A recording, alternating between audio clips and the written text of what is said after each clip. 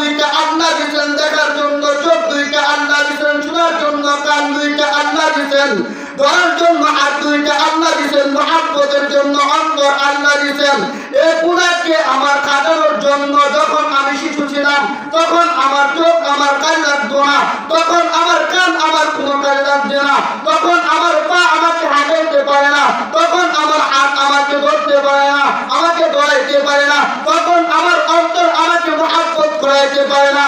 আমার বাবা মা আমাকে লালন পালন করেছে, আমার বাবা মা আমাকে খাওয়াইছে, খাওয়ানোর পর আস্তে আস্তে যখন আমাকে বড় করেছে, কিভাবে কথা বলতে হবে আমাকে শিক্ষা দিয়েছে, কিভাবে চলতে হবে আমাকে শিক্ষা দিয়েছে, কিভাবে দেখতে হবে আমাকে শিক্ষা দিয়েছে, কিভাবে মহব্বত করতে হবে আমাকে শিক্ষা দিয়েছে।